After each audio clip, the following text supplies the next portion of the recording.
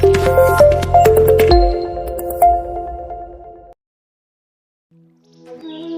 મહાકથામાં આપણે અત્યાર સુધી વૈરાગ્યના ભાવમાં ભીંજાતા આવ્યા છીએ અને આવો જ એક વધુ ભાગ આજે આપની સમક્ષ રજૂ છે. મહામંત્રી ધરણ તેના કલ્યાણ મિત્ર દેવનંદી સાથે ઉદ્યાનમાં ફક્ત થોડાક પળની શાંતિ અનુભવવા પહોંચ્યો હતો અને કર્મોએ તેનો ભેટો ભવાંતરોની શાંતિ અર્પણ કરનારા ગુરુદેવ સાથે કરાવી દીધો અને ધરણ વૈરાગ્યની નદીમાં વહેવા લાગ્યો. ધરણના આ વૈરાગ્યને ચારિત્રનું રૂપ લેવામાં હજી ઘણા વિઘ્નો માર્ગે ઊભા છે. હવે જોવાનું એ છે કે આ વિઘ્નોના વાદળોને પાર કરી ધરણ વૈરાગ્યના ગગને ક્યારે અને કેમ ઉડે છે. તો આજે પણ આપનું હૃદયભીનું સ્વાગત છે કર્મ સંગ્રામના આ એક વધુ મહત્વના ભાગમાં.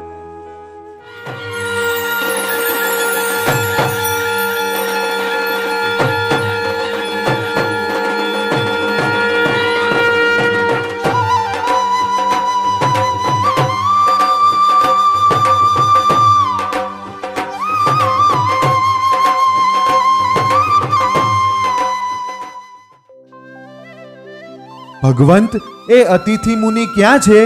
રાજન, હું તપાસ કરાવું છું. આચાર્ય ભગવંતે બે સાધુઓને આજ્ઞા કરી. એ અતિથિ સાધુ ક્યાં છે એની તપાસ કરી મને જાણ કરો. રાજા અને પુરોહિત ત્યાં જ ઉપાશ્રયમાં બેસી રહ્યા અને બંને શોકમગ્ન અને વિષાદથી ઘેરાયેલા હતા. બંને પોતપોતાના મનમાં વિચારતા હતા, ભૂલ અમારી જ છે. અમે કુમારોના તોફાનો રોક્યા નહીં, એનું આ પરિણામ આવ્યું છે. કુમારોએ સાધુઓને સતાવવામાં કંઈ જ બાકી નથી રાખ્યું. આવા અનેક વિચારો કરીને તેઓ પસ્તાવો કરવા લાગ્યા. બે મુનિઓએ આવીને આચાર્ય દેવને વંદના કરી અને નિવેદન કર્યું, ગુરુદેવ, એ અતિથિ મુનિ તો ગામની બહાર સાલ વૃક્ષની નીચે ધ્યાનસ્થ બનીને ઊભા છે. ભગવંત, અમે ત્યાં જઈને મુનિરાજને પ્રાર્થના કરીશું, ક્ષમા યાચના કરીશું. રાજા અને પુરોહિત રથમાં બેસી નગરની બહાર કે જ્યાં સાલ વૃક્ષ હતું ત્યાં ગયા અને રથમાંથી ઉતરી એ બંને મુનિરાજને વંદના કરી અને રાજાએ મુનિરાજને ઓળખ્યા. અહો, આ તો મારા જ્યેષ્ઠ ભ્રાતા છે.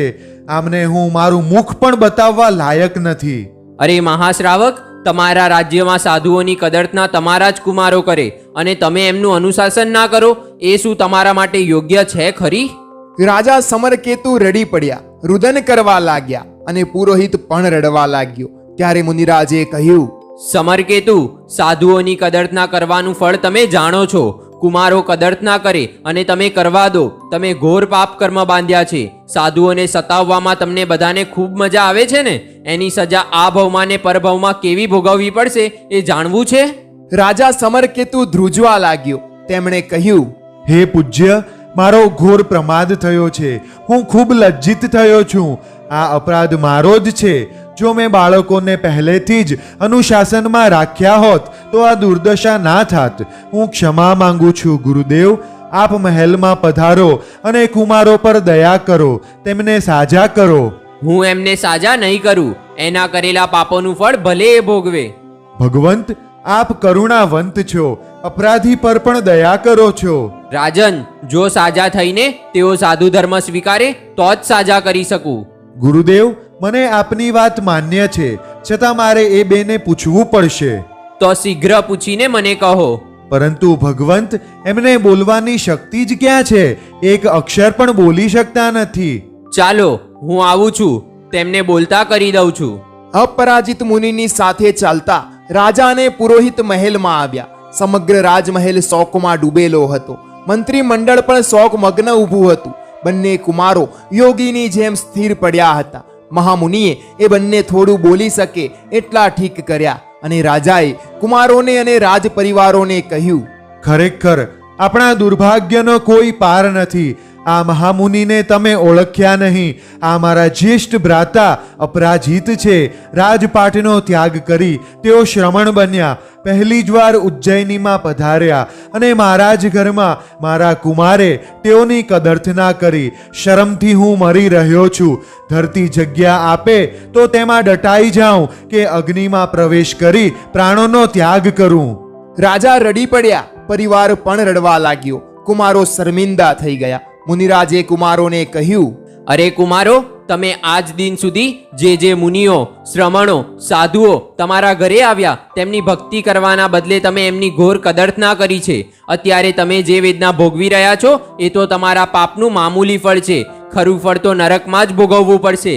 હા, જો તમને તમારા પાપનો પશ્ચાતાપ થતો હોય તો એના પ્રાયશ્ચિત રૂપે તમે સંયમ ધર્મ અંગીકાર કરવાનો સંકલ્પ કરો, અને જો તમે સંયમ ધર્મ સ્વીકારવાના હો તો જ હું તમને સારા કરીશ અને દીક્ષા આપીને સંયમ ધર્મની આરાધનામાં તમને સહાય કરીશ. કહો, તમારો શો વિચાર છે?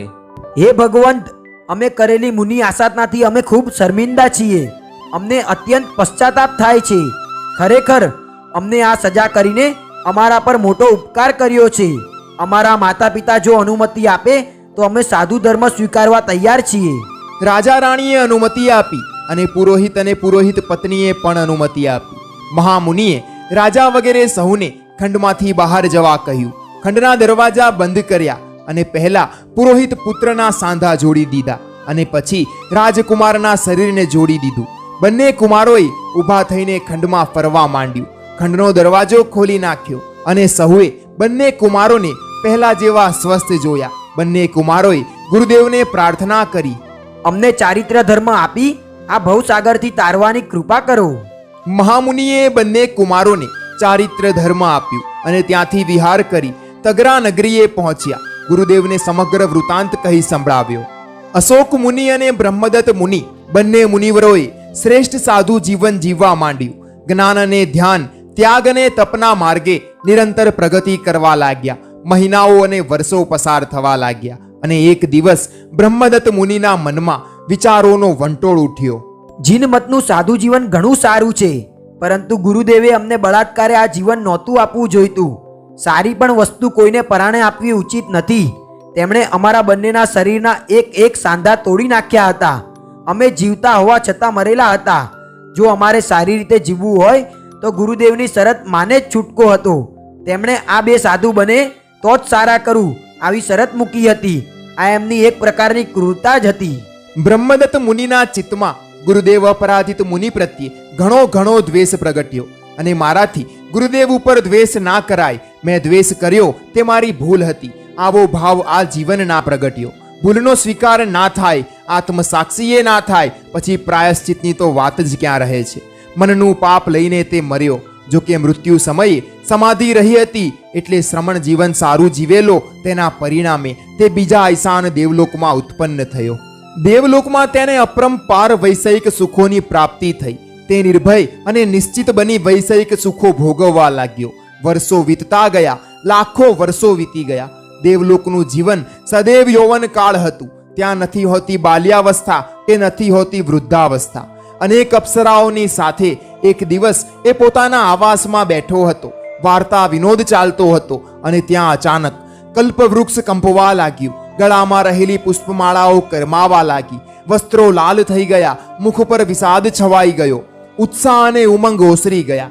શરીર ધ્રુજવા લાગ્યું. દ્રષ્ટિ ભમવા લાગી. ઉદાસી, ગમગીની અને નિરાશાથી મન ભરાઈ ગયું. તે દેવને ચિંતા થઈ આવી. અચાનક આ બધું પરિવર્તન સાથી થઈ આવ્યું. શું દેવલોકનું મારું આયુષ્ય હવે પૂરું થશે? અહીંથી મારું ચ્યવન થશે? અવશ્ય. આ બધા ચિહ્નો છે મારા ચ્યવનના. અહીંથી મારો જન્મ ક્યાં થશે?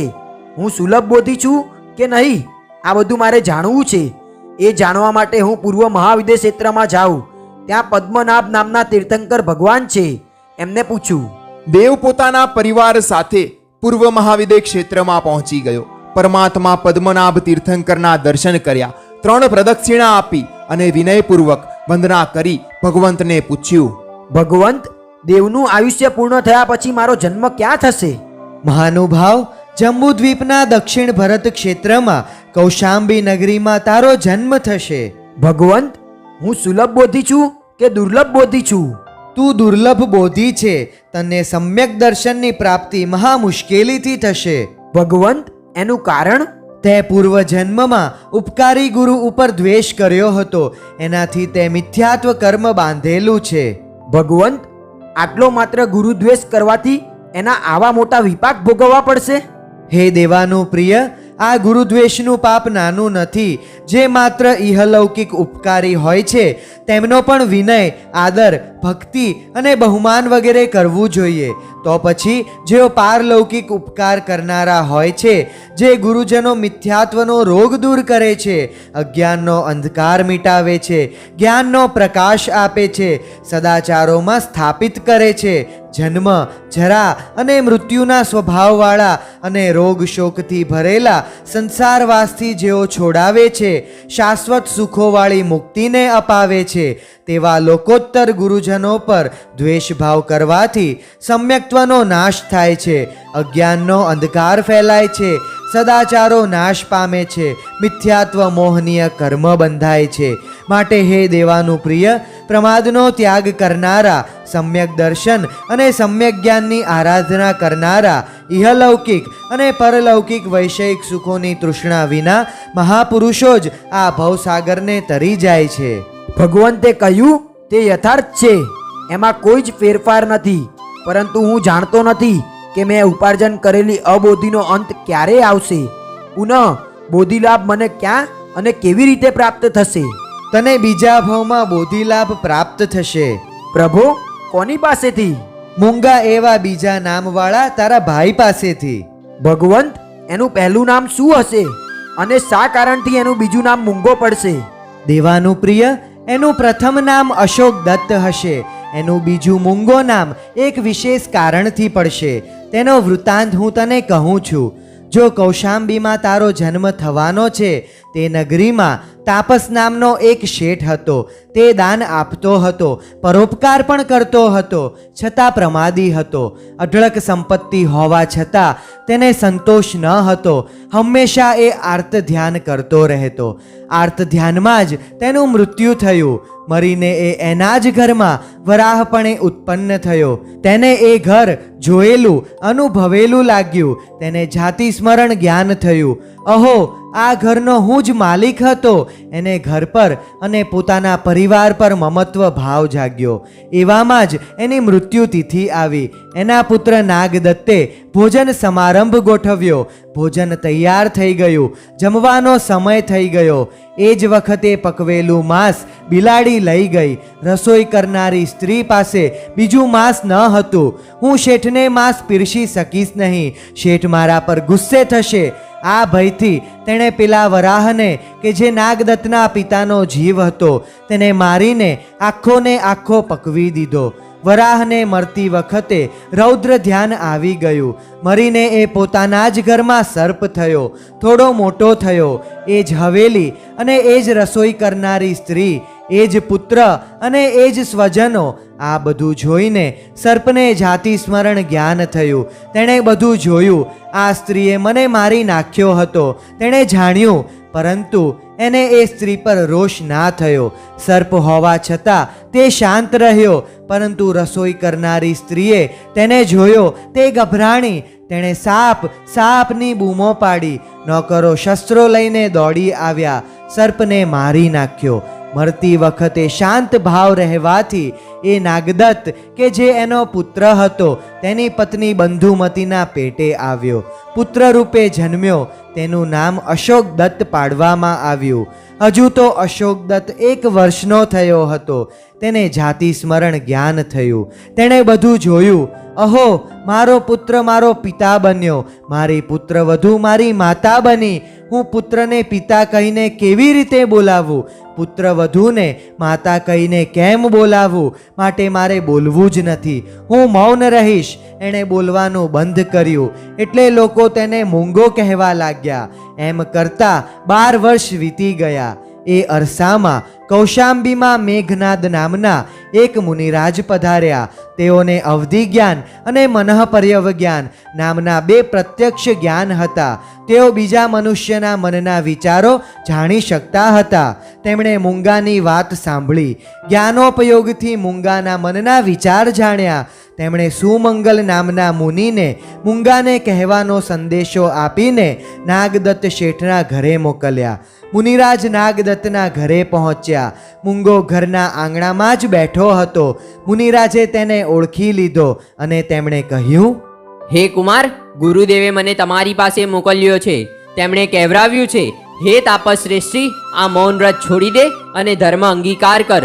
તું મરીને તારા જ ઘરમાં વરાહ થયો, તારો વધ થયો, મરીને તારા જ ગર્ભમાં સર્પ થયો, તને મારવામાં આવ્યો અને તું મરીને તારા પુત્રનો જ પુત્ર થયો છે. હે મુનિરાજ, ગુરુદેવ ક્યાં બિરાજે છે? નગરની બહાર સક્રાવતાર ચૈત્યમાં. ચાલો આપણે ત્યાં જઈએ. મૂંગાને આ રીતે બોલતો સાંભળીને પરિવારને પારાવાર આશ્ચર્ય થયું. મુનિરાજે કહેલી એની ભવ પરંપરા સાંભળીને સૌના મન ઉદ્વેગથી ભરાઈ ગયા. મૂંગો સુમંગલ મુનિની સાથે શક્રાવતાર ચૈત્યમાં ગયો. ગુરુદેવ મેઘનાદ મુનિને વંદના કરી. મુનિરાજે તેને ધર્મલાભનો આશીર્વાદ આપ્યો. ભગવંત, આપે મારો વૃતાંત કેવી રીતે જાણ્યો? જ્ઞાન બળથી. ભગવંત, આપનું જ્ઞાન અદ્ભુત કહેવાય. આપે મારી ભવ પરંપરા બતાવી દીધી. મુનિરાજે જ્ઞાનોપયોગ મૂકીને જાણી લીધું કે આ કુમાર પ્રતિબોધ પામશે, એટલે મુનિરાજે તેને ધર્મોપદેશ આપ્યો. તે ધર્મને પામ્યો છે અને એ જ મૂંગો કે જેનું મૂળ નામ અશોક દત્ત છે એ તને પ્રતિબોધ પમાડશે. મહા મુશ્કેલીથી તું પ્રતિબોધ પામીશ. એનું નિમિત્ત બનશે તારા આ બે કુંડલ. તીર્થંકર ભગવંતે દેવના મનનું સમાધાન કર્યું. ઈશાન દેવલોકના એ દેવે તીર્થંકરને પુનઃ વંદના કરી અને તે કૌશાંબી પહોંચ્યો. નાગદત્તના ઘરમાં તેણે મૂંગાને જોયો. હવે એ મૂંગો નહોતો રહ્યો, સૌની સાથે બોલતો હતો. દેવે તેને કહ્યું, હે કુમાર, હું ઈશાન દેવલોકનો દેવ છું. હું પૂર્વ મહાવિદેયમાં તીર્થંકર ભગવંત પદ્મનાભ પાસે ગયો હતો. ત્યાં તીર્થંકર ભગવંત પાસેથી જાણવા મળ્યું કે જ્યારે હું અહીં તમારા લઘુભ્રાતા તરીકે જન્મીશ ત્યારે મને તમારાથી બોધિની પ્રાપ્તિ થવાની છે. માટે હું અહીં આવ્યો છું. હું તમને વિનંતી કરું છું કે તમે મને અવશ્ય પ્રતિબોધ પમાડજો. 6 મહિના પછી મારું દેવલોકમાંથી ચ્યવન થશે. હું યથાશક્તિ પ્રયત્ન કરીશ. મને તમે વૈતાઢ્ય પર્વત ઉપરનું સિદ્ધાયતન શિખર બતાવશો અને આ મારા રત્નાવતંસક કુંડલ બતાવશો એટલે મને જરૂર જાતિસ્મરણ જ્ઞાન થશે. કારણ કે આ બે વસ્તુ મને ખૂબ ગમે છે. એ જોઈશ એટલે મને પૂર્વજન્મ યાદ આવશે. માટે હું તમને વૈતાઢ્ય પર્વત ઉપર લઈ જાઉં છું. દેવ મૂંગાને લઈને વૈતાઢ્ય પર્વત પર પહોંચ્યો. મૂંગાને સિદ્ધાયતન શિખર બતાવ્યું અને શિખરના પોલાણમાં 2 કુંડલ સારી રીતે મૂકી દીધા. હે દેવ, હું કેવી રીતે આ પહાડ પર આવી શકીશ? કુમાર, હું તમને આ ચિંતામણી રત્ન આપું છું. તમે આ રત્નનું ચિંતન કરી દિવસમાં ગમે તે એક કાર્ય કરવાની ઈચ્છા કરશો તો તમારું એ કાર્ય સિદ્ધ થશે. માટે આ રત્નના પ્રભાવથી તમે આ વૈતાઢ્ય પર્વત ઉપર આવી શકશો. મૂંગાએ ચિંતામણી રત્ન દેવ પાસેથી વિધિપૂર્વક ગ્રહણ કર્યું અને દેવે તેને પાછો કૌશાંબીમાં એના ઘરે મૂકી દીધો અને પોતે દેવલોકમાં ચાલ્યો ગયો. માકંદી નગરીમાં મલય સુંદર ઉદ્યાનમાં ધરણકુમાર અને દેવનંદી આચાર્ય શ્રી અરહદત્તના મુખે તેમની આત્મકથા સાંભળી રહ્યા છે. આચાર્ય દેવે કહ્યું, એ મૂંગાની માતા બંધુમતી ગર્ભવતી બની. પેલો ઈશાન દેવલોકનો દેવ એના પેટે આવ્યો. બંધુમતીને સારી સારી ઈચ્છાઓ થવા લાગી અને નાગદત્ત એ ઈચ્છાઓને પૂર્ણ કરવા લાગ્યો. પરંતુ બંધુમતીને શરદ ઋતુમાં આમ્રફળ ખાવાની ઈચ્છા જાગી. શરદ ઋતુમાં આમ્રફળ ક્યાંથી લાવવું? નાગદત્તે ચારે બાજુ માણસો મોકલીને તપાસ કરાવી પણ આમ્રફળ ના મળ્યા. બંધુમતી નિરાશામાં ડૂબી ગઈ. તેનું મુખ કરમાઈ ગયું. તેનું શરીર દુબળું થવા લાગ્યું. નાગદત્તને ચિંતા થઈ. જો આની આમ્રફળની ઈચ્છા પૂર્ણ નહીં થાય તો એ મરી જશે.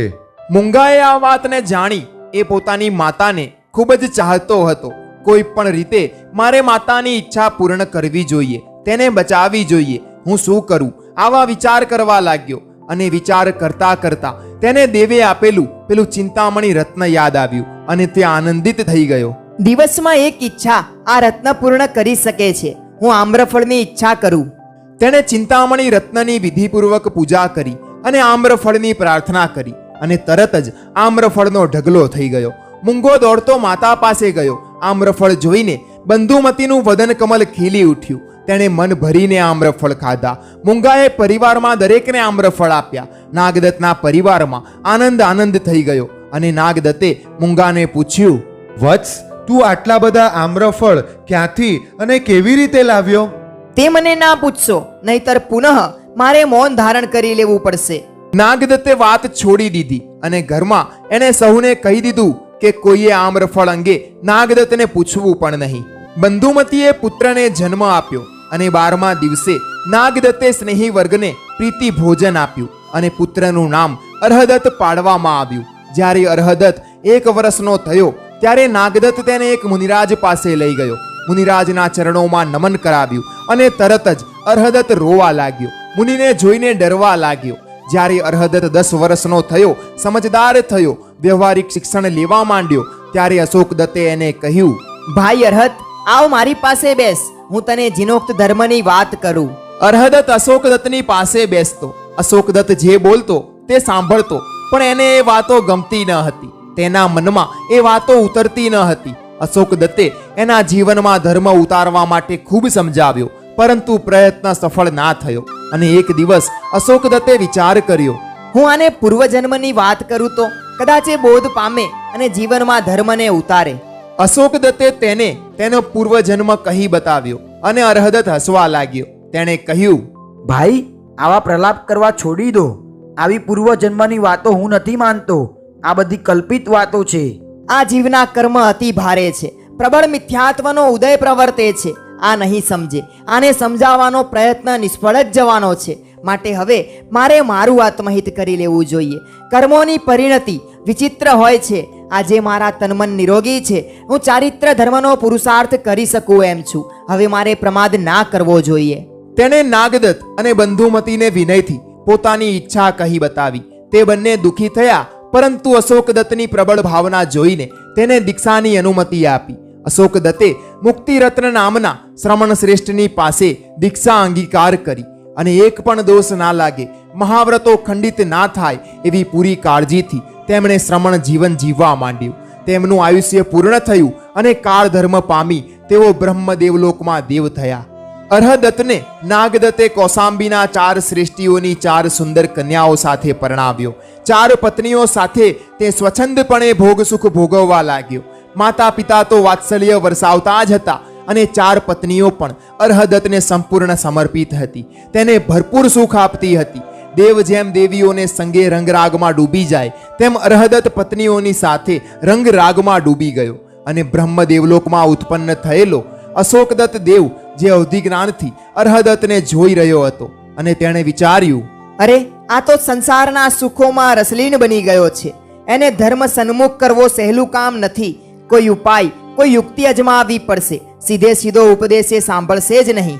અને હતો તો એ દેવને ધારે તેવી ઇન્દ્રજાળ રચી શકતો હતો. અચાનક જ અર્હદત્તના દેહમાં રોગ ઉત્પન્ન થઈ ગયો. પેટ ફૂલી ગયું, 2 હાથ દોરડી જેવા થઈ ગયા, 2 પગે સોજા આવી ગયા, આંખો પર છારી બાજી ગઈ, જીભ જાડી થઈ ગઈ, શરીરમાં તીવ્ર પીડા થવા લાગી, નિંદ્રા ચાલી ગઈ. માતા પિતા અને પત્નીઓ, આખો પરિવાર બેબાકડો બની ગયો. અચાનક એક જ દિવસમાં આવી કરુણ પરિસ્થિતિ સર્જાઈ ગઈ. પત્નીઓ રુદન કરવા લાગી. માતા પુત્રની પાસે જ બેસી રહી અને નાગદત્ત કુશળ વૈધોને તેડી લાવ્યા. અને અર્હદત્તે વૈધોને કહ્યું, હે વૈદ્યરાજ, ગમે તે ઔષધ ઉપચાર કરી મારી વેદના દૂર કરો.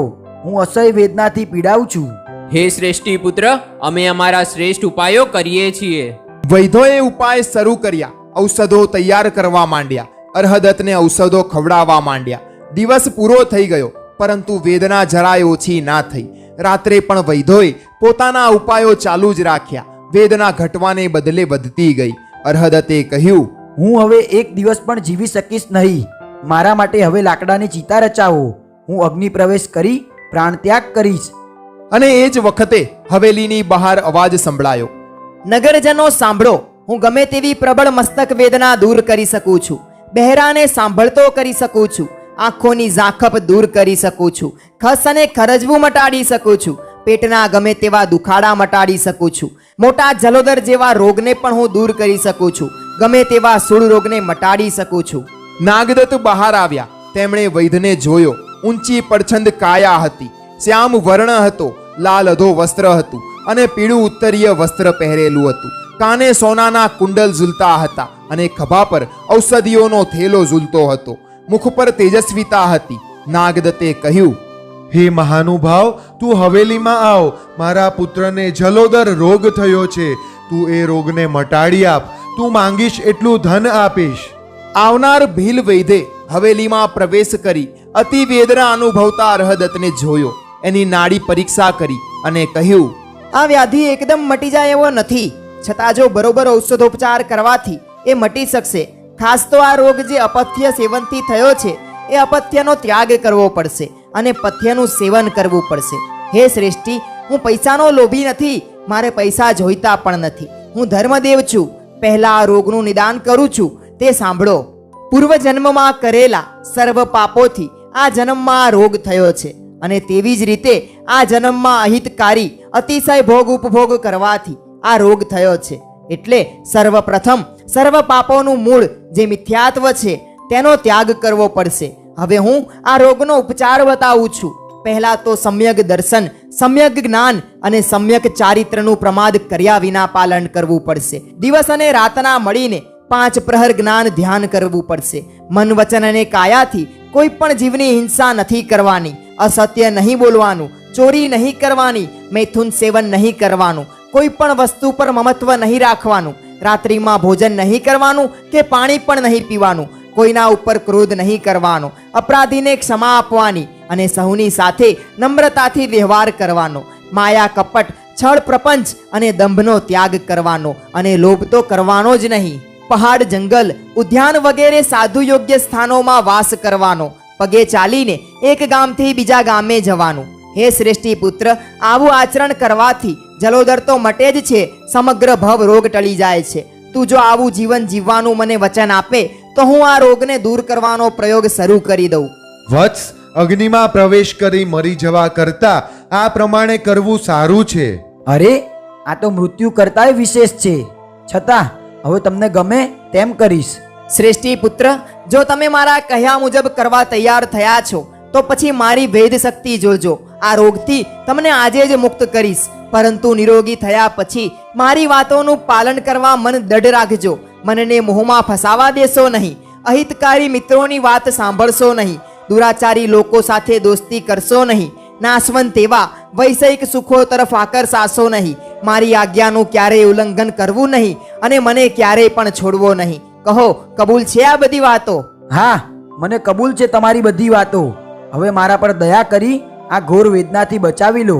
શ્રેષ્ઠી પુત્ર, હવે માત્ર 2 ઘટિકા ધૈર્ય ધારણ કરો. મારો પ્રયોગ હું શરૂ કરું છું. ભીલ વૈદ્યે પરિવાર પાસે અખંડ અક્ષત મંગાવ્યા અને હવેલીના એક મોટા ખંડમાં અક્ષતનું માંડલું બનાવીને મંત્રોચ્ચારથી તેને સ્થાપિત કર્યું. તે માંડલાની મધ્યમાં અરહદત્તને બેસાડ્યો. પરિવારના લોકોને અને સ્નેહી મિત્રોને આસપાસ બેસાડી દીધા અને વૈદ્યે પોતાની જોડીમાંથી ઔષધિઓની અનેક ડબ્બીઓ કાઢી એક નાની સોનાની થાળી મંગાવી. તેમાં ઔષધોનું સંયોજન કરી મંત્રોચ્ચાર કરતા કરતા અરહદત્તને ઔષધ આપવા માંડ્યું. 9 પ્રકારના ઔષધ આપીને પછી તેણે મોટે સ્વરે કહ્યું, શ્રેષ્ઠી પુત્રને સ્વચ્છ શ્વેત વસ્ત્રથી ઢાંકી દો. અરહદત્તને વસ્ત્રથી ઢાંકી દેવામાં આવ્યો અને ત્યાર પછી વૈદ્ય દેવી શક્તિને આહવાન કરવા માંડ્યું. સમગ્ર ખંડમાં સુગંધી ધૂપના ગોટે ગોટા ફેલાવા લાગ્યા. ઘીના 2 દીપકો પ્રગટાવવામાં આવ્યા અને અરહદત્ત ભયંકર આક્રંદ કરવા માંડ્યો.